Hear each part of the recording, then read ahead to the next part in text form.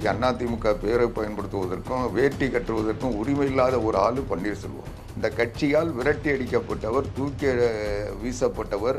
இன்றைக்கி அவர் அண்ணா திராவிட முன்னேற்ற கழகத்திலிருந்து வெளியேற்றப்பட்ட ஒரு கழிவு. அந்த கழிவை நாங்கள் மறுபடியும் எடுத்து பக்கத்தில் வச்சுக்க தயாராக இல்லை. தாவேக்கா கூட சேரணுமா, திமுக கூட சேரணுமா, இதுக்கு ஒரு ஆலோசனை. அதுவும் அதிமுக பேரை சொல்லிட்டு நடத்துறதுக்கு வெக்க இருக்க வேணாம். புரட்சி தலைவர் எம்ஜிஆர் இதுதான் கற்றுக் கொடுத்தாங்களா? நான் பன்னீர்செல்வம் ஒரே நாளில் 3 வாட்டி போய் பார்த்துட்டு அரசியலில் நண்பன் இல்லை எதிரி இல்லைன்னு சொல்லிட்டு வந்தார். அரசியலில் எது வேணா நடக்கலான்னு, திமுக கூட கூட்டணி சேருவேன்னாரு. இதை விட இந்த கட்சிக்கு என்ன துரோகம்? புரட்சி தலைவர் அம்மாவுக்கு இதை விட என்ன துரோகம்? டிடிவி தினகரன் அம்மா இறக்கிறதுக்கு 10 வருஷத்துக்கு முன்னாலேயே செருப்பால் அடித்து விரட்டி விட்டாங்க. ஒரு பொருளை நம்ம சாப்பிட்ற வரைக்கும் அது உணவு, அது வெளியேற சொல்ல கழிவு, மலம், அதுதான் அவங்க. அதனால் அவங்கள அதிமுக என்ற உடல்ல இருந்து அந்த மலத்தை நாங்கள் வெளியேற்றிட்டோம். அந்த மலத்தை யார் எடுத்து நக்கி பிடிச்சா எங்களுக்கு என்ன? எந்த புரட்சி தலைவி அம்மா அவர்களுடைய ஆட்சியை மீண்டும் அமைப்போம்னு சொல்லி 100 ஆண்டுகள் ஆனாலும் அம்மாவினுடைய கனவை நிறைவேற்றுவோம்னு சொன்ன செங்கோட்டையன் இன்னைக்கு யார் கனவை நிறைவேற்ற போறாரு? எடப்பாடி பழனிசாமி தலைமை ஏற்றுக்கிட்டா இவருக்கு கௌரவ குறைச்சல், இவருடைய மரியாதைக்கு இழுக்கு, இவருடைய சீனியாரிட்டிக்கு பாதிப்புன்னு சொன்னார்ல. இன்னைக்கு புஜி ஆனந்த் பின்னால போய் நிற்கிறாரு. நாளை நமது நேயர்களுக்கு வணக்கம். இன்று நம்மோடு இணைந்திருப்பவர் அதிமுக செய்தி தொடர்பாளர் ஆவடி குமார் அவர்கள். வணக்கம் சார். வணக்கம். காங்கிரஸ் கட்சியோட கேசி வேணுகோபால், தாவேகா கட்சியோட புசி ஆனந்த் 2 பேரும் ரகசியமா சந்திச்சதா சொல்றாங்களே, எந்த அளவுக்கு உண்மை சார்? இல்லை, அவங்க ரகசியமாக சந்திச்சாங்களா இல்லை வெளிப்படையாக சந்திச்சாங்கன்றது பிரச்சனை இல்லை. அது தாவேக்காவில் இருக்கவங்க யாரை சந்திக்கிறாங்க, என்ன சந்திக்கிறாங்கன்றதெல்லாம் இன்னைக்கு அந்த கட்சி என்ன முடிவு எடுக்க போகுதுன்றதுக்கும் அதுக்கும் தொடர்பு இருக்கதா தெரியல. அவங்க எல்லாரையும் சந்திச்சுட்டு இருக்காங்க. அது கட்சியினுடைய நிலைப்பாடா அவங்க தனிப்பட்ட நிலைப்பாடான்றதை காலம்தான் சொல்லும். அதனால் தாவேக்கா இன்னும் ஒரு அரசியல் கட்சியாகவே உருவாகலைன்றது என்னுடைய கணிப்பு. அதனால் அந்த கட்சியில் இருக்கிற யாரோ இந்த ஒரு சிலர் அந்த கட்சியினுடைய தலைவர்கள் என்று ஊடகங்களால் உருவாக்கப்பட்டவர்கள் அதை இன்னைக்கு அந்த கட்சியினுடைய சார்பாக பேசிக்கிட்டு இருக்காங்கன்னு சொல்கிறாங்க. அது என்ன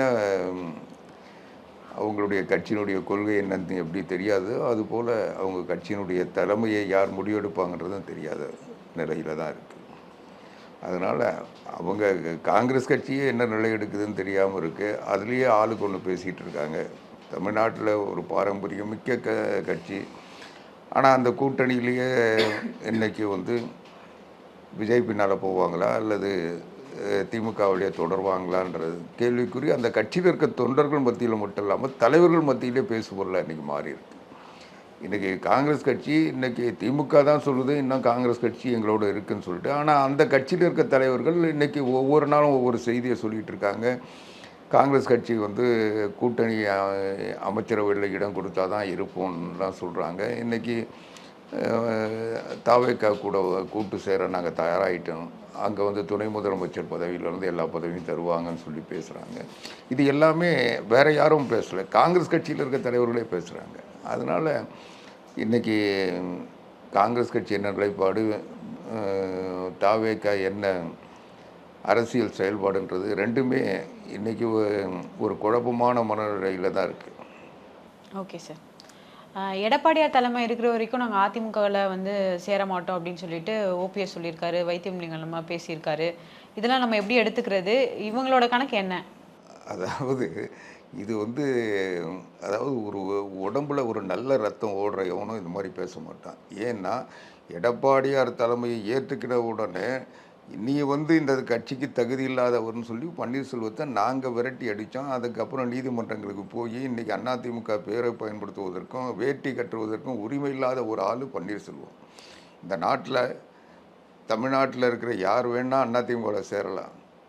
இது வரைக்கும் இந்த கட்சிக்கு எதிர்பார்த்தவங்க கூட சேரலாம். ஆனால் பன்னீர்செல்வம் சேர முடியாது, சேர்க்க மாட்டோம்.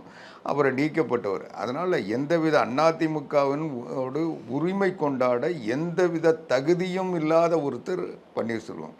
இந்த கட்சியால் விரட்டி அடிக்கப்பட்டவர், தூக்கி வீசப்பட்டவர்.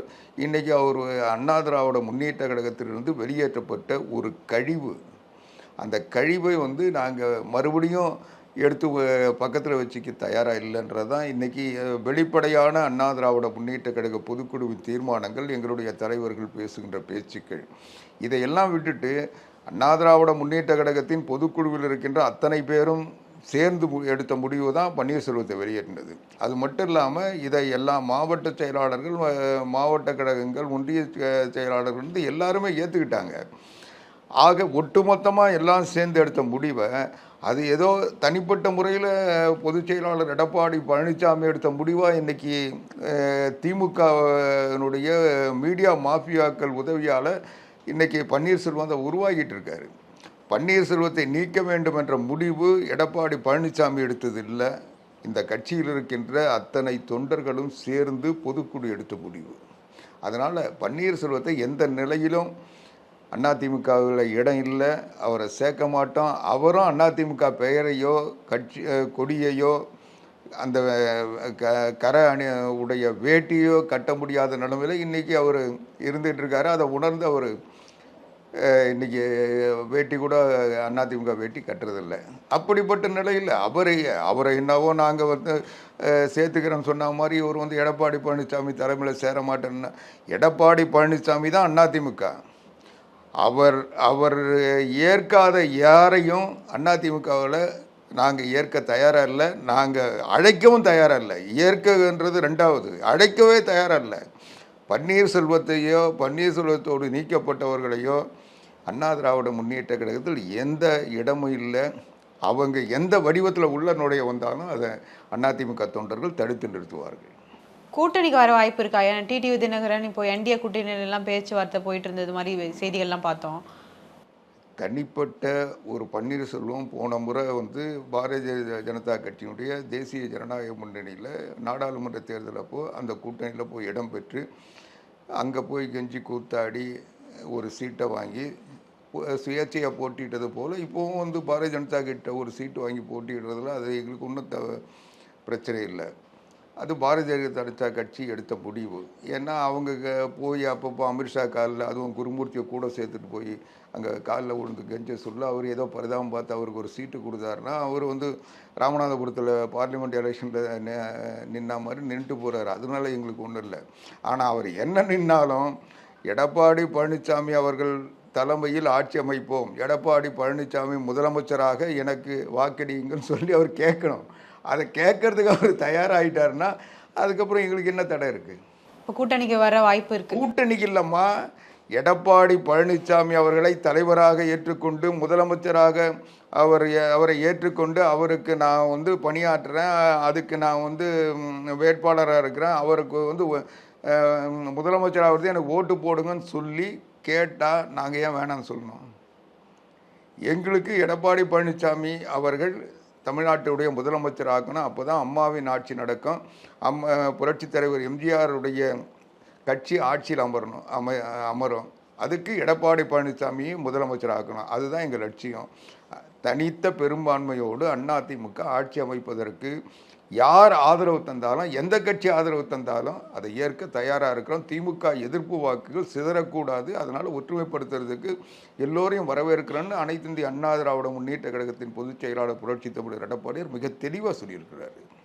அதனால் எங்களுக்கு திமுகவை ஏற்காதவர்கள், எதிர்ப்பாளர்கள், திமுகவை வீழ்த்த வேண்டும் என்று நினைப்பவர்கள், தமிழ்நாட்டில் புரட்சி தலைவி அம்மா ஆட்சி அமைய வேண்டும் என்று விரும்புகின்றவர்கள், அனைத்து இந்திய அண்ணா திராவிட முன்னேற்ற கழகத்தின் தலைமை அண்ணன் எடப்பாடியாரை ஏற்றுக்கொண்டவர்கள் யார் வந்தாலும் நாங்கள் ஏற்க தயார். எங்களுடைய இந்த நிபந்தனைகளை அவங்க ஏற்றுக்கிட்டாங்கன்னா அவங்கள நாங்கள் வரவேற்க தயாராக இருக்கோம். Okay sir. ஓபிஎஸ் வந்து ஆலோசனை கூட்டம்லாம் பண்ணியிருக்காரு. அதில் வந்து சில பேர் உணர்ச்சி வசமாக பேசினதாலாம் சொல்கிறாங்களே. அவருக்கு உணர்ச்சி இருந்தால் ஏன் உணர்ச்சி வசமாக எப்போ ஒரு நாள் பேசுகிறாரு? அவர் என்ன சொன்னார்? 23ஆம் தேதி மிகப்பெரிய மாற்றம் வரும்னு. நேற்று திடீர்னு மழை வருமோன்னு நான் நினச்சேன். ஒரு மாற்றம்னா இன்றைக்கி இந்த பருவ காலத்தில் மழை வரும் போல் இருக்குது. சரி, இவர் வந்து ஓபிஎஸ் எடுத்த முடிவுனால் அது புயலாக மாறிட போகுது, தமிழ்நாட்டில் ஒரு பேரிடர் வந்துட போகுதுன்னு நான்லாம் பயந்துட்டு இருந்தேன். கடைசியில் பார்த்தா இவர் வந்து எடப்பாடி பழனிசாமி தலைமையை ஏற்க மாட்டோம்னு சொல்லி ஒரு முடிவு எடுத்ததா இன்றைக்கி சொல்லிகிட்டு இருக்காரு. அது கூட அதிமுகன்னு சொல்லிக்கிறார்ல. இன்றைக்கி வரைக்கும் அதிமுக வேஷ்டி கட்டலைனாலும் அவரை தூக்கி ரோட்டில் போட்டாலும் இந்த கட்சிக்கு நீ தகுதி இல்லாத ஆள், துரோகி, நம்பிக்கை துரோகி, இந்த கட்சியை வந்து திமுகவினுடைய கைக்கூலின்னு சொல்லி நாங்கள் இத்தனை நாள் சொல்லிகிட்டு இருந்தோம். குறிப்பாக நான் சொல்லிகிட்டு இருந்தேன். ஆனால் அப்போது வந்து பலர் வந்து கொஞ்சம் சந்தேகம் இருந்தது. ஆனால் அவங்களுக்கெல்லாம் நேற்று இந்த அவர் நடத்தின 23ஆம் தேதி நடத்தின கூட்டத்தில் தெளிவு வந்துடுச்சு. என்னென்னா மிக தெளிவாக அவர் அந்த ஆலோசனை கூட்டம் நடத்தினார்ல, அந்த ஆலோசனை கூட்டத்தில் வந்து அவங்களெல்லாம் வச்சுக்கிட்டு ஒரு கருத்து கணிப்பு நடத்தினாராம். அந்த கருத்து கணிப்பு பார்த்திங்கன்னா உண்மையான அதிமுக காரனாக இருந்தால் இல்லை இருந்தால் உடம்புல அதிமுக ரத்தம் ஓடுச்சுன்னா புரட்சித் தலைவர் எம்ஜிஆர், புரட்சித் தலைவி அம்மாவின் மீது கொஞ்சமாவது விசுவாசம் இருந்திருந்தால் அவங்களால இந்த பெற்ற அடைந்த பலன்களை இன்றைக்கி கோடி கோடியாக கொள்ளையடித்து அவங்க பையனையும் அவங்க குடும்பத்தையும் அவங்க அண்ணன் தம்பியும் அவங்க மாமன் மச்சானையும் இன்றைக்கி ஒவ்வொருத்தரும் இன்றைக்கி சுகபோகமாக வாடுறாங்களே. அதுக்கு ஒரு சாதாரண டீ கடையில் டீ ஆற்றிட்டு இருந்த ஒரு ஆள், அதுவும் ஸ்ரீவல்லிபுத்தூர்லேருந்து பஞ்சம் புழைக்க பெரிய குளத்துக்கு வந்து இன்றைக்கி தமிழ்நாட்டிலேயே ஒரு பெரிய கோட்டீஸ்வரனில் ஒருத்தனாக இருந்துட்டு இருக்கிற பன்னீர்செல்வம், அதுக்கெல்லாம் காரணமாக இருந்த இந்த கட்சி அந்த தொண்டர்களுடைய உழைப்பை கொஞ்சமாவது உணர்ந்திருந்தால் என்ன கேள்வி கேட்டிருக்கணும்?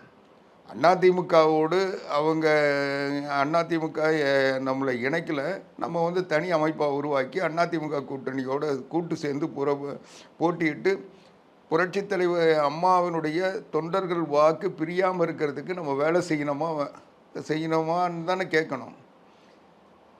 அல்லது நம்ம தனித்து போட்டியிடணுமான்னு கேட்கணும். இவர் தான் தமிழ்நாட்டிலே பெரிய தலைவர், 3 முறை முதலமைச்சர் இருந்தேன்னு சொல்லிக்கிறாரு. அவ்வளோ பெரிய தலைவர் தமிழ்நாடு முழுக்க நான் தனியாக அதிமுக ஏற்று நான் தனியாக வேட்பாளர் நிறுத்துவோன்னு சொல்லியிருந்தாருன்னா இவர் ஏதோ ஒரு தலைவர்னாவது பார்க்குறவங்க நினச்சிருப்பாங்க. இவர் என்ன கேட்டார்? தாவேக்கா கூட சேரணுமா, திமுக கூட சேரணுமா? இதுக்கு ஒரு ஆலோசனை, அதுவும் அதிமுக பேரை சொல்லிக்கிட்டு நடத்துறதுக்கு வெக்கம் இருக்க வேணாம். புரட்சித் தலைவர் எம்ஜிஆர் இதுதான் கற்றுக் கொடுத்தாங்களா? திமுக ஒரு தீய சக்தி, அதை அரசியலிருந்து அகற்றுகின்ற வரை இந்த ராமச்சந்திரன் ஓயமாட்டேன்னு சொன்ன ஒரு புரட்சித் தலைவர் எம்ஜிஆர். புரட்சித் தலைவி அம்மா இருக்கிற வரைக்கும் திமுக காரனை போய் பார்த்தா கூட எனக்கு நல்ல நினைவு இருக்குது. புரட்சித் தலைவி பெண்ணகரத்தில் அப்போது ஒன்றிய செயலாளராக இருந்தவர், பெண்ணகரம் இடைத்தேர்தலில் வேட்பாளராக இருந்தவர் டிஆர் அன்பழகன். திமுக ஆட்சி அப்போது அந்த அன்பழகன் ஒன்றிய செயலாளர் இருந்தார், பெண்ணகரம் ஒன்றிய செயலாளராக இருந்தார். அவரை வந்து என்ன பண்ணார், அவங்க உறவினர் திமுகவினுடைய ஒன்றிய செயலாளர் ஏதோ திமுகவில் ஒரு பொறுப்பில் இருக்கிற ஒரு வீட்டு கல்யாணத்துக்கு ஒரு போனார். அங்கே போக சொல்ல அந்த ஃபோட்டோ எடுத்து வந்து அம்மா கிட்ட கொடுத்துட்டாங்க. அவருக்கு ஆகாதவங்க அம்மா உடனே அவரை கட்சி விட்டு எடுத்துட்டாங்க. பொறுப்பில் அந்த ஒன்றிய செயலாளர் எடுத்துகிட்டு அவரை நீக்கிட்ட உடனே இவர் போய் அப்படியே பார்த்து அம்மா வந்து அழுது புரண்டு, அம்மா நான் எந்த தப்பும் பண்ணலை அப்படின்னோடனே அப்போ வந்து அம்மா கேட்டிருக்காங்க, அந்த கல்யாணத்தில் போய் அவரோட நீங்கள் அந்த கல்யாணத்தில் போனீங்க, அவர் உடனே அது தப்பு தானே அப்படின்னு கேட்டவுடனே அவர் சொன்ன வார்த்தை, அவர் என்ன சொன்னார்னா, அம்மா இனிமேல் பட்டு என் சொந்தக்காரன் செத்தா கூட போக மாட்டேம்மா, திமுக காரனாக இருந்தால் இவன் வீட்டுக்கு நான் போக மாட்டேம்மா, இந்த முறை மன்னிச்சிருங்கம்மான்னு சொன்னார். இது சொன்ன உடனே அவர் மறுபடியும் கட்சியில் சேர்ந்து புரட்சித் தலைவி அம்மா பேரவை மாநில செயலாளராக போட்டாங்க. என்னன்னா அந்த ரத்தம் அதிலிருந்து அவர் திமுககாரன் எந்த நிகழ்ச்சிக்கு சொந்தக்காரன் கூப்பிட்டா கூட அவர் போக மாட்டார். நான் எதுக்கு சொல்ல வரேன்னா அது சரியா தப்பான்றதுக்காக சொல்லலை. அந்த அவ்வளோ ஒரு எதிர்ப்புணர்ச்சியோடு இந்த கட்சியில் ஒவ்வொரு தொண்டரும் இருக்கிறோம், ஒவ்வொரு நிர்வாகிகளும் இருந்தாங்க. ஆனால் பன்னீர்செல்வம் ஒரே நாளில் 3 வாட்டி போய் பார்த்துட்டு அரசியலில் நண்பனும் இல்லை எதிரி இல்லைன்னு சொல்லிட்டு வந்தார். அரசியலில் எது வேணால் நடக்கலான்னு, திமுக கூட கூட்டணி சேருவேன்னாரு. இதை விட இந்த கட்சிக்கு என்ன துரோகம், புரட்சித் தலைவி அம்மாவுக்கு இதை விட என்ன துரோகம்? ரெண்டாவது, புரட்சித் தலைவி அம்மா இறந்த பிறகு இவரை வந்து ராஜினாமா எழுதி கொடுத்துட்டு வந்துட்டார். அதுக்கப்புறம் நான் என்னை வந்து அடித்து மிரட்டி பிடுங்கி என்னை மேய்ச்சி கீழே போட்டு நசுக்கி என்கிட்ட இருந்து ராஜினாமா எழுதி கொடுக்க சொன்னாங்க. நானே எழுதி நான் சொர்ணம் இல்லாத எடுத்துன்னு போய் கவர்னர்கிட்ட கொடுத்துட்டு ராஜினாமா பண்ணிட்டு நான் வந்துட்டேன். அதுக்கப்புறம் குருமூர்த்தி கிட்ட போய் அழுதேன். குருமூர்த்தியோ ஏன் நீ ஆம்பளையா, நீ எதுக்கு அழுகுற சொன்னார். நீ போய் அம்மா சமாதியில் போய் அழுவு, இங்கே அழுது என்ன பண்ணுறது, அங்கே போய் அழுவு, ஒரு முடிவு வரும்னு சொன்னார். அங்கேருந்து வந்து தர்ம யுத்தம் நடத்தி சசிகலாவை நான் முதலமைச்சரை ஏற்றுக்க மாட்டேன், வேறு யாராவது தொண்டர்கள் முதலமைச்சரானால் நான் ஏற்றுக்கிறேன்னு சொன்னார். அதுக்கு பிறகு ஒரு சூழ்நிலையில் சசிகலா சிறைக்கு போனாங்க. எடப்பாடி பழனிசாமி சட்டமன்ற கட்சி தலைவராகி முதலமைச்சராக பதவி ஏற்றுக்கிட்டு அமைச்சரவை அமைச்சிட்டார். அந்த அமைச்சரவையில் கவர்னர் பதவி பிரமாணம் செஞ்சு வச்சுட்டு நம்பிக்கை வாக்கெடுப்பு பெற சொன்னார். நம்பிக்கை வாக்கெடுப்பு பெறுகின்ற போது அனைத்து இந்திய அண்ணா திராவிட முன்னேற்ற கழகம் அதனுடைய தலைவர் எடப்பாடி பழனிசாமி அமைச்சரவைக்கு ஒப்புதல் கேட்டு வாக்கெடுப்பு நடத்துகிறோம்.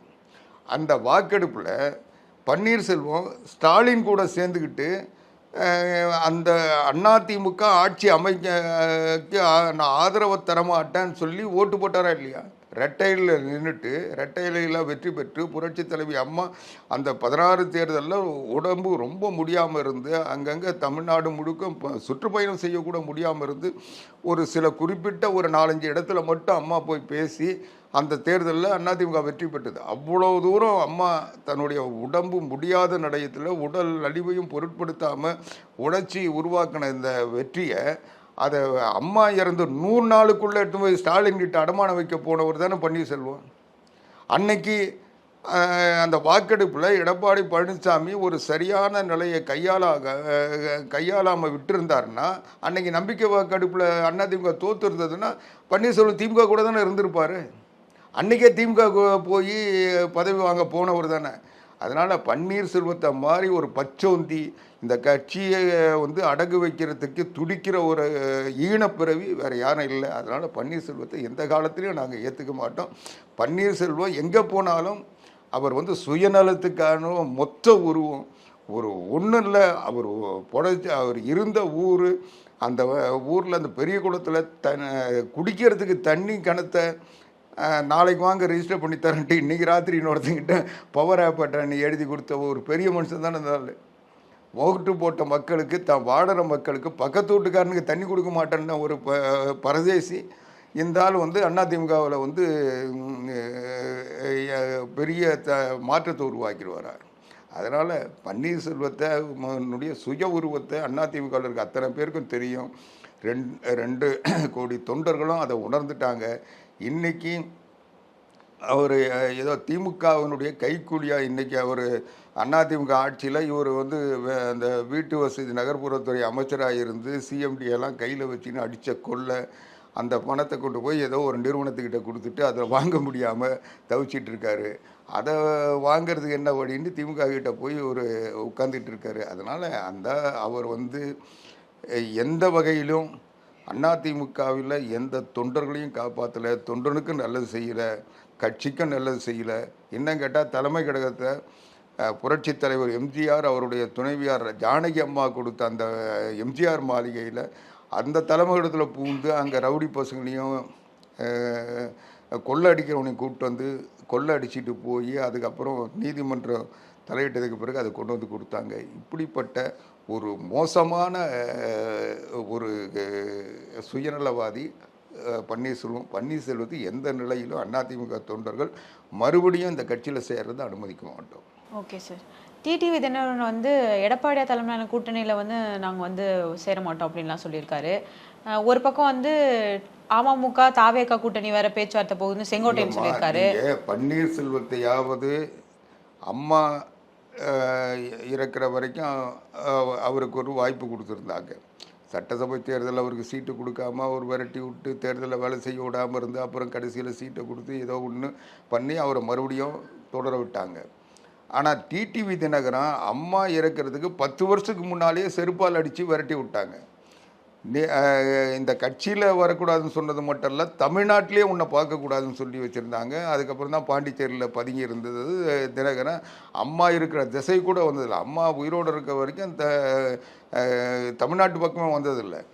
என்ன சொல்ல போனால் அம்மா இறந்துட்டாங்களான்னு தெரிஞ்சுக்கிட்ட பிறகு தான் அப்போலோ ஹாஸ்பிட்டலுக்குள்ளேயே வந்தாருன்னு சொல்கிறாங்க. அந்த மாதிரி ஒரு அம்மாவால் விரட்டி அடிக்கப்பட்ட, அம்மாவால் ஏற்றுக்கொள்ளப்படாத அம்மாவுக்கே துரோகம் செய்ய, இன்னும் சொல்ல போனால் அந்த வழக்கறிஞர் ஜோதி தான் சொன்னார், தினகரனால தான் புரட்சித் தலைவி அம்மா மேலே அந்த வழக்கு வந்து அது திமுக கிட்ட போய் தினகரன் கைக்கூலியாக மாறி திமுகவினுடைய விருப்பத்தின்படி அந்த வழக்கை வந்து பிரித்தாங்க. இல்லைன்னா லண்டன் ஓட்டல் வழக்கு அந்த வழக்கில் இருந்து பிரிக்காமல் இருந்ததுன்னா இந்த வழக்கில் அம்மாவுக்கு இவ்வளோ பெரிய பாதிப்பு வந்திருக்காது. எல்லாத்துக்கும் தினகரனுடைய சதி திட்டம், தினகரன் திட்டமிட்டு அம்மாவை காட்டி கொடுத்தாரு அப்படின்றது தான் வழக்கறிஞர் ஜோதி அம்மாவனுடைய வழக்கு நடத்த சொன்னது.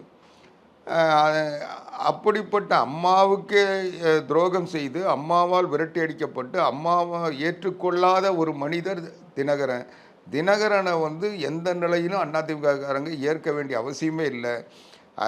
அந்த இன்னும் சொல்ல போனால் அந்த தினகரனை சசிகலா வந்து அவங்க சிறைக்கு போக சொல்ல துணை பொதுச் செயலாளர் ஆக்கிட்டு இந்த கட்சியை அவர் பார்த்துப்பாருன்னு சொல்லிட்டு போனதுனால தான் சசிகலாவையே நாங்கள் வெறுக்க வேண்டிய புறக்கணிக்க வேண்டிய, அம்மா ஏற்காத ஒருத்தரை அவங்களுடைய அம்மா கிட்ட சசிகலா கொடுத்த வாக்குறுதியை மீறி என்னுடைய குடும்பத்தினரோடு எந்த காலத்துலேயும் நான் இந்த உறவை வச்சுக்க மாட்டேன், நான் அக்காவுக்காக வாழணும்னு சொன்னவங்க அதை கடைபிடிப்பாங்கன்றதுக்காக தான் அவங்கள பொதுச் செயலாளர் தேர்ந்தெடுத்தோம். ஆனால் அவங்க குடும்பத்தை சார்ந்தவங்களை வாரிசாக உருவாக்குறாங்க, இந்த கட்சியை அவங்கக்கிட்ட ஒப்படைக்கிறாங்கன்னு சொல்ல அதை தெரிஞ்சு நாங்கள் தினகரனை வந்து எதிர்த்தோம்.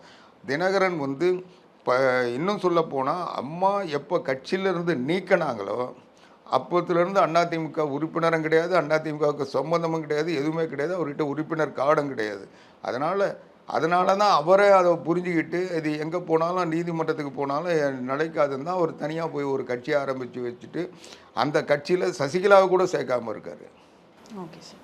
இப்போது டிடிவி தினகரன், ஓபிஎஸ் இந்த மாதிரி கட்சியிலேருந்து நீக்கப்பட்டவர்களை வச்சு திமுக வந்து திரும்பவும் அதிமுகவை பிளவுபடுத்த நினைக்குதா? அவங்க தான் குப்பை கழிவு மலம் சொல்லி தூக்கி வீசிட்டோமா. நம்ம ஒரு பொருளை நம்ம சாப்பிட்ற வரைக்கும் அது உணவு, அது வெளியேற சொல்ல கழிவு மலம், அதுதான் அவங்க.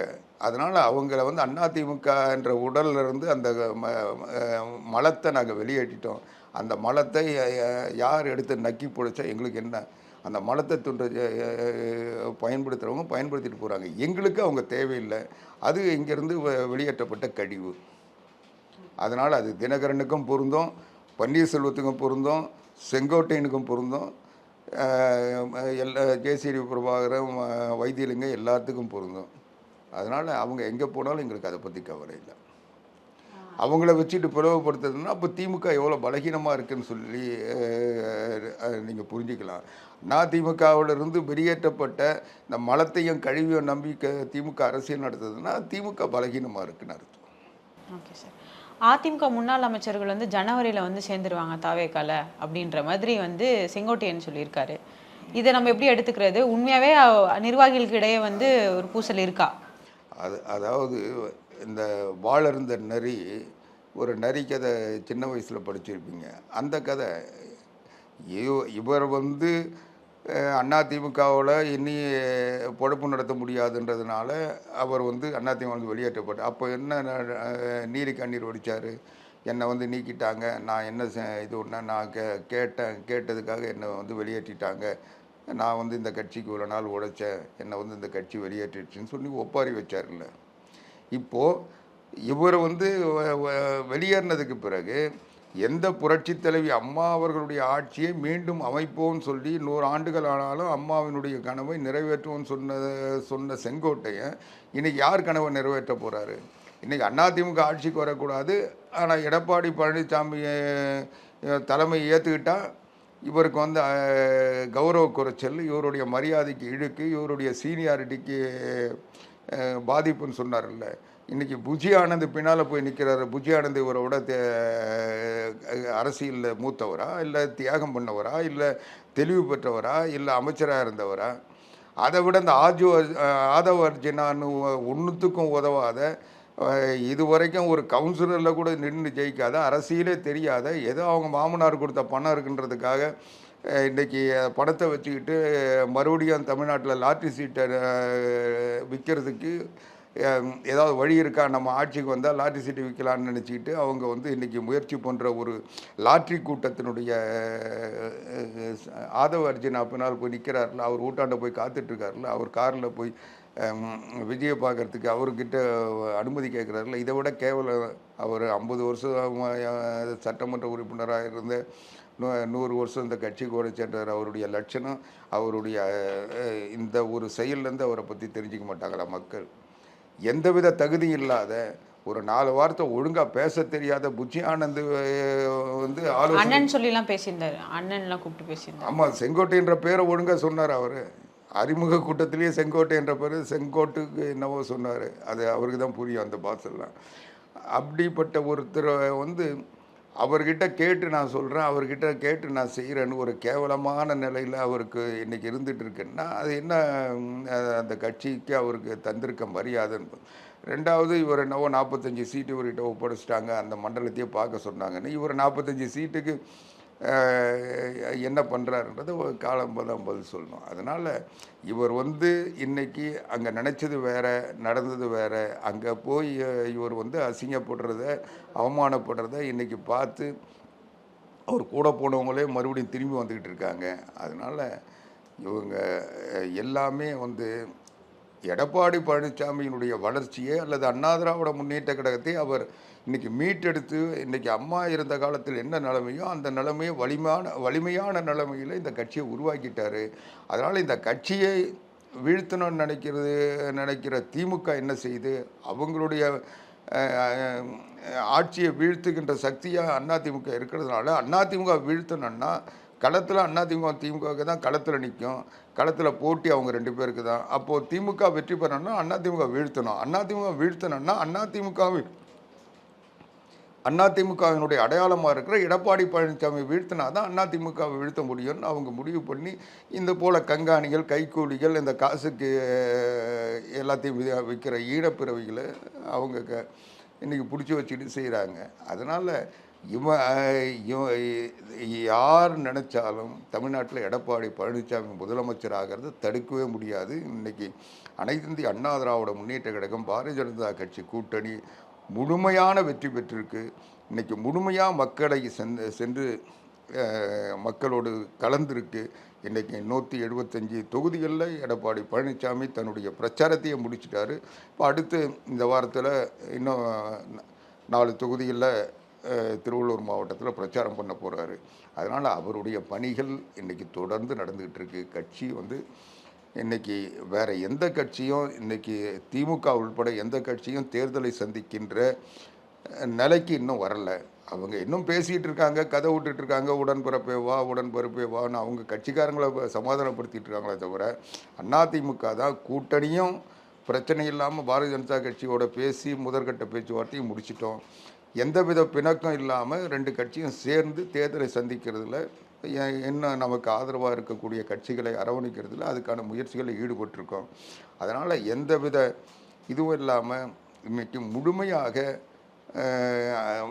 அனைத்து இந்திய அண்ணா திராவிட முன்னேற்ற கழகத்தின் பொதுக்குழு முதலமைச்சராக எடப்பாடி பழனிசாமி அவர்களை அறிவித்ததோடு இல்லாமல் அவருக்கு எல்லா முடிவுகளையும் எடுக்கின்ற அதிகாரத்தையும் தந்திருக்கிறதுனால முழுமையான அதிமுகவினுடைய ஒட்டுமொத்த பிரதிநிதியாக எடப்பாடியார் இந்த தேர்தல் காலத்தில் அவர் இன்னைக்கு பணியாற்றிக்கிட்டு இருக்காரு. அதிமுக மட்டும் இல்லாமல் பாரதிய ஜனதா கட்சியும் தங்களுடைய ஆதரவை தெரிவித்து அவருடைய தலைமையில் தான் நாங்கள் எல்லா பணிகளும் செஞ்சோம்.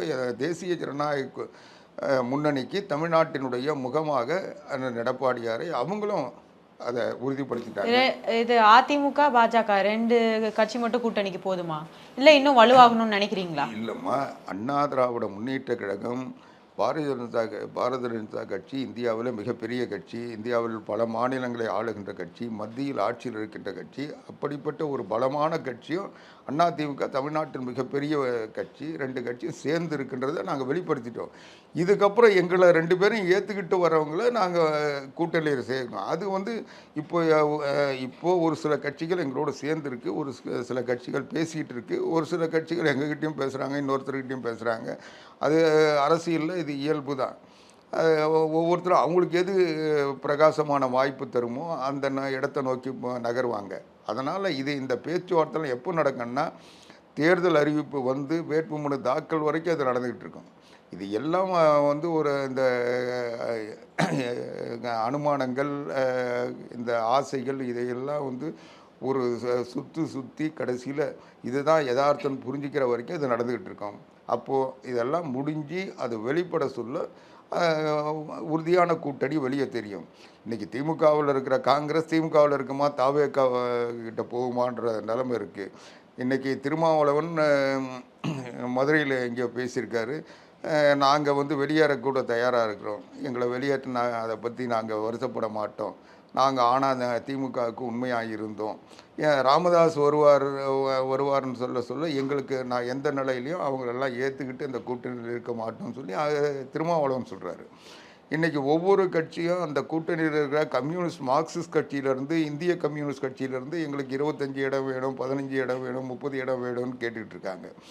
இதையெல்லாம் அவங்க சரிப்படுத்தி ஒரு கூட்டணி அமைக்கிறது அதுக்குள்ளே திமுகவிலேயே இன்றைக்கி என்ன 150 இடத்துக்கு போட்டிடணும், 60 இடத்துக்கு போட்டிடணும், 70 இடத்துக்கு போட்டிடணும், அந்த ஒரு பக்கம் போயிட்டுருக்கு. இது எல்லாத்த விட உதயநிதி ஸ்டாலின் தனக்கு ஆதரவானவர்களை இளைஞர்களை கொண்டு வந்து எனக்கு 50 சீட்டு கொடுக்கணும்னு சொல்லிட்டு அவர் ஒரு பக்கம் சொல்லிகிட்டு இருக்காரு. இல்லை நான் தான் முடிவெடுப்பேன்னு ஸ்டாலின் சொல்கிறதா சில பத்திரிகைகளில் செய்திகள் வந்துட்டுருக்கு. இது எல்லாத்த விட இவங்க எல்லாரும் இது ஒன்று சொல்ல எனக்கு பிரதிநிதித்துவம் வேணும்னு சொல்லிட்டு கனிமொழி உதயநிதியை கட்டுப்பாட்டில் வரமாட்டார்ன்றதுக்காக கனிமொழியை வந்து தேர்தல் இந்த வாக்குறுதிகள் உருவாக்குற குழுவுக்கு கனிமொழியை தலைவராக போட்டு அவங்க வந்து எல்லா மாவட்டத்திலையும் சுற்றுப்பயணம் செஞ்சு எல்லா மாவட்ட செயலாளருடைய பேசி ஒரு முடிவுக்கு வரட்டோன்னு சொல்லி அது ஒரு பக்கம் நடந்துகிட்டு இருக்கு. அதனால் திமுகவே இன்னைக்கு அந்த கட்சியிலையும் குழப்பம், அந்த கூட்டணிகளையும் குழப்பம், இவ்வளோ குழப்பங்களை வச்சுக்கிட்டு அவங்க என்னவோ அந்த மீடியா மாஃபியாக்களை வச்சுக்கிட்டு ஏதோ வலிமையாக இருக்கிற மாதிரி அவங்க வெற்றியில் இருக்கிற மாதிரி இன்றைக்கி சொல்லிகிட்டு இருக்காங்களே ஒழிய இன்றைக்கி திமுக இருக்கிறதுலையே திமுக கூட்டணியில் இருக்கிற குழப்பம் எந்த அதிமுக கூட்டணியில் ஒரு கடுகளவு கூட இல்லை. நாங்கள் வந்து எங்களுக்கு கூடுதலாக வருகின்ற ஆதரவு திமுக எதிர்ப்பு ஓட்டுகள் நிறைய கிடைக்க சொல்ல திமுகவை துப்புரவாக தொடச்செறிய முடியுன்றதுக்கான முயற்சியை தவிர எங்களுடைய வெற்றி உறுதியானது. எடப்பாடியார் முதலமைச்சராவதை யாராலும் தடுக்க முடியாது. அதற்குரிய அடிப்படைகள் கட்டமைப்புகள் எங்களுக்கு போதுமான அளவுக்கு இன்றைக்கி இருக்குது. இன்றைக்கி பாரதிய ஜனதா கட்சி அண்ணா திராவிட முன்னேற்ற கழக கூட்டணி இன்றைக்கு எடப்பாடியாரை முதலமைச்சராக அறிவித்த நிலையிலிருந்து இன்றைக்கு எடப்பாடியார் தான் முதலமைச்சர் என்ற உணர்வு மக்களிடத்தில் வந்திருக்கிறது. ஒவ்வொரு மக்களும் எப்போ எடப்பாடியார் முதலமைச்சராவார்னு கேட்குற நிலையில் தான் இன்றைக்கி தமிழ்நாடு இருக்குது. அதனால் எங்களுக்கு எல்லாம் சரியாக இருக்குது. ஆனால் திமுகவை இந்த தேர்தலோடு தொடச்செறிய வேண்டும் என்பது பாரதிய ஜனதா கட்சியினுடைய இலக்கு. அதனால் மற்ற கட்சிகள்லாம் சேர்த்து அவங்கள வந்து ஒரு இடத்துல கூட வெற்றி பெற விடாமல் செய்யணுன்றதை பாரதிய ஜனதா கட்சி நினைக்கிறாங்க. அதை நாங்கள் செய்யறதுக்கு இந்த கூட்டணி அமைக்கிறது மூலமாக ஒரு வாய்ப்பை உருவாக்கணுன்றதுக்கு நாங்கள் முயற்சி பண்ணுறோம். அதனால் கூட்டணி பலமாக அமைகின்ற பொழுது எதிர்ப்பு சக்திகளை எல்லாம் ஒன்று திரட்டுகின்ற பொழுது திமுகவை துடை தெரியப்படும் என்பது பாரதிய ஜனதா கட்சியினுடைய அரசியல் வியூகம். அந்த வியூகத்தை வந்து நாங்கள் ஏன் தடுக்கணும்? அதனால் எங்களுக்கு வந்து முதலமைச்சர் ஆகிறதுக்கு போதுமான ஆதரவு இருக்குது. ஆனால் திமுகவை அடியோடு துடை தெரியணும்னா இன்னும் கூட்டணியை பலமாக்கணும். அதுக்கான முயற்சி செஞ்சுட்டு இருக்கோம். Okay sir. இப்போ ரீசெண்டாக வந்து வைப் எம்கே ஸ்டாலின் சொல்லிட்டு ப்ரோக்ராம்லாம் பண்ணியிருந்தாங்க விளையாட்டு வீரர்கள் கூப்பிட்டு. இதெல்லாம் நம்ம எப்படி எடுத்துக்கிறது? அதில் வந்து விளையாட்டு வீரர்களுக்காக யார் உண்மையாகவே பண்ணது? இல்லைம்மா, விளையாட்டு வீரர்களுக்காக பண்ணுறாங்களா இல்லை இவங்க விளையாட்டுக்காக பண்ணுறாங்களான்றது எல்லாருக்கும் தெரியும். இவர் வந்து இதை இருங்காட்டுக்கோட்டையில் கார் ரேஸ் நடத்துறதுக்கு ஒரு ஸ்டேடியம் இருக்குது, அங்கே போய் நடத்தாமல் யாரோ ஒரு நடிகை சொன்னாங்கன்றதுக்காக மவுண்ட் ரோட்டில் கார் ரேஸ் நடத்தின ஒரு அறிவாளிங்க மக்களுடைய வரி பணத்தை வீணாக்கி விளையாட்டை வந்து எல்லா விளையாட்டை சிறப்பு செய்கிறோன்னு சொல்லிட்டு கார் ரேஸ் நடத்துனாங்க. அதை கார் ரேஸ் யாருக்காக நடத்துனாங்கன்றது எல்லாருக்கும் தெரியும். பத்திரிகையில் வந்தது. அந்த நடிகைக்காக நடத்துனாங்கன்றது உலகத்துக்கே தெரியும். அப்படிப்பட்ட ஒரு பொறுப்பில்லாமல் செயல்படுற ஒரு அரசாங்கம், விளையாட்டுத்துறை அமைச்சர் இன்றைக்கி அந்த கார் ரேஸ் இவங்க நடத்துனது மட்டும் இல்லை, அந்த கார் ரேஸில் ஒரு டிஎஸ்பி காவல் பணிக்கு போனவர் பாதுகாவல் பணியில் இருக்க சொல்ல இறந்து போனார். அவருடைய மரணத்திற்கு இந்த அரசனுடைய இந்த தேவையற்ற இந்த விளையாட்டு மவுண்ட் ரோட்டில் அந்த விளையாட்டு நடத்துனது தானே காரணம். இப்படி ஒரு பொறுப்பற்ற இவங்களுடைய ஏதோ ராஜராஜ சோழர், ராஜேந்திர சோழர்ன்ற இந்த மன்னர் வாரிசு ஆட்சி நடத்துகிற இந்த கொள்ளை கும்பல் இவங்களுடைய பெருமைக்காக, இவங்களுடைய சந்தோஷத்துக்காக, இவங்களுடைய மகிழ்ச்சிக்காக, இவங்களுடைய குடும்பத்தினருடைய சுகபோகத்துக்காக இன்றைக்கி ஒரு டிஎஸ்பி அங்கே வந்து பறி கொடுத்துருக்கோம். அந்த மாதிரி இன்றைக்கி மக்களுடைய வரி பணம் மவுண்ட் ரோட்டை கொத்தி அந்த மவுண்ட் ரோட்டில் மருத்துவமனை ராஜீவ்காந்தி மருத்துவமனை இருக்கிறத கூட பொருட்படுத்தாமல் அதை சுற்றி இவங்க வேலி போட்டு அந்த கார் ரேஸை நடத்துகிறாங்க. இப்படி ஒரு ஏதோ ஒரு உச்சகட்ட உல்லாசத்தில் மிதந்து கொண்டிருக்கின்ற ஒரு விளையாட்டுத்துறை எப்படி இருக்கும்? மற்ற மாநிலங்களில் இந்திய அளவில் விளையாட்டு போட்டிகள் நடத்தும் போது கூட தமிழ்நாட்டிலிருந்து ஒருத்தர் இவங்க பள்ளி மாணவர்களை கூட அனுப்பாத ஒரு விளையாட்டுத்துறை அமைச்சர்.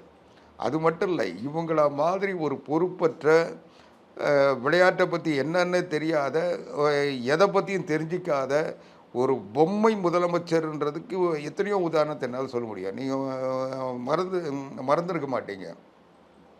ஒரு இந்த ஊனமுற்றோருக்கான கிரிக்கெட் போட்டியில் ஒருத்தர், யாரோ ஒருத்தர் ராமநாதபுரத்தில் சார்ந்தவர், அவர் வந்து ஒரு கோப்பையை வச்சுக்கிட்டு அங்கே வந்து அங்கே இருக்கிற அமைச்சர் ராஜகண்ணப்பங்கிட்டையும் கலெக்டர்கிட்டையும் போய் நான் வந்து உலகக்கோப்பை போட்டியில் போய் நான் தான் கேப்டன்னு, நான் ஜெயிச்சுட்டு வந்தேன்னு சொல்லியிருக்காரு.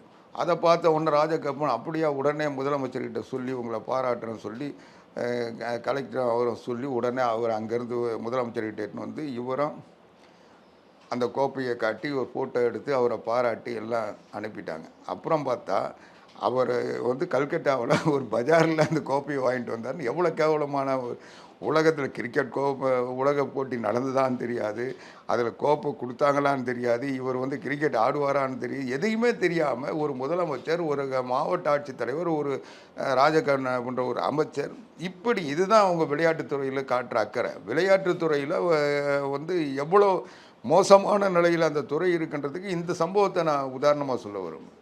இப்படி எதையுமே தெரியாமல் சும்மா யாராவது வந்தால் ஃபோட்டோ ஷூட் நடத்த வேண்டியது, இந்த ஃபோட்டோ ஷூட் எடுத்து விளம்பரப்படுத்த வேண்டியது. என் ஆட்சியின் சாதனை பாரு, என் ஆட்சியில் சாதனையில் ஒரு உலகக்கோப்பை கிரிக்கெட்டை ஜெயிச்சுட்டு வந்தாருன்னு அவன் எங்கேயாவது ஒரு காயலாங்கடையில் கோப்பை வாங்கிட்டு வந்தால் அதை காட்டி ஃபோட்டோ எடுக்கிற ஒரு கேவலமான முதலமைச்சர், கேவலமான அமைச்சர், கேவலமான மாவட்ட ஆட்சித்தலைவர் இருக்கிற நாட்டில் எப்படி விளையாட்டுத்துறை உருப்படும்?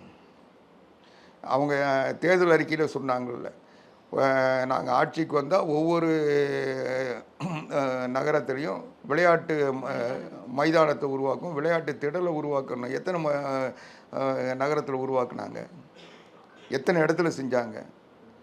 சும்மா எல்லாம் வாயில் வடை சுட்டுக்கிட்டு நாட்டு மக்களை ஏமாற்றிக்கிட்டு எல்லாத்தையும் செஞ்சிட்டோம், பாரு எங்கள் ஆட்சியை பாருன்ட்டு டெய்லி ஒரு ஃபோட்டோ ஷூட் நடத்தி அதை வச்சுக்கிட்டு அந்த மீடியா மாஃபியாக்களை வச்சுட்டு விவாதம் நடத்திக்கிட்டு இன்றைக்கி இந்த நாட்டு மக்களை முட்டாள்கள், அவர்களுக்கு பொது அறிவு இல்லை என்ற ஒரு எண்ணத்தை ஏற்படுத்தியிருக்காங்க. ஆனால் அவங்களுக்கு பொது அறிவு இல்லையா, அவங்க முட்டாளா இவங்க முட்டாளான்றதை தேர்தல் முடிவு சொல்லும். பல்வேறு கருத்துக்களை பகிர்ந்து கொண்டமைக்கு நன்றி சார். நன்றி.